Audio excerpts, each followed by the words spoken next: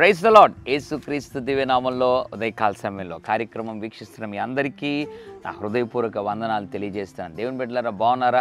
హృదయం అంతా కలవరం, ఆందోళన, దుఃఖం, దిగులుతో ఉన్నావా? ఈ ఉదయకాల సమయంలో అవన్నిటిని విడిచిపెట్టాలని దేవుడు ఒక మాటను జ్ఞాపకం చేయాలని ఆశపడుతున్నాడు. పరిస్థితులు ఏదైనా కూడా నీ హృదయం మాత్రం ఎట్టి పరిస్థితుల్లో ఆందోళన చెందడానికి వీల్లేదు. ప్రసంగి గ్రంథం 11వ అధ్యాయం 10వ వచనం, నీ హృదయములో నుండి వ్యాకులమును తొలగించుకొనుము. ప్రభు అంటున్నాడు, నీ హృదయములో నుండి వ్యాకులం, దిగులు, దుఃఖం తొలగించుకోవాలి. ఎలా తొలగించుకోమంటారు ప్రభు? అసలు తొలగిపోలేనటువంటి దుఃఖము, వేదన, మనసు కష్టంగా ఉందే అని అనుకుంటున్నావా?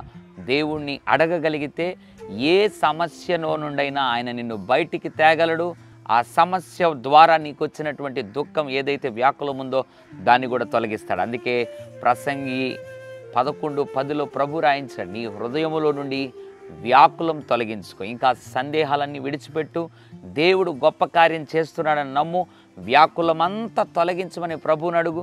నిశ్చయముగా దీవెన చూస్తావు. పరిశుద్ధుల తండ్రి, నీకు వందనాలు. హృదయములో నుండి వ్యాకులము తొలగించుకొనుము అనే మాట ద్వారా మాట్లాడినందుకు వందనాలు.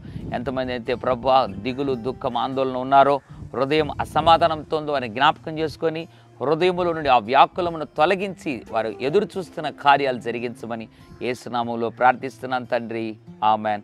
God bless you.